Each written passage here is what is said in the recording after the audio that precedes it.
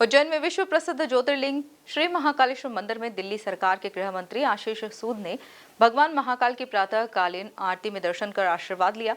उन्होंने नंदी हॉल में भगवान महाकाल की आरती देखी और चांदी द्वार से भगवान महाकाल का आशीर्वाद लिया।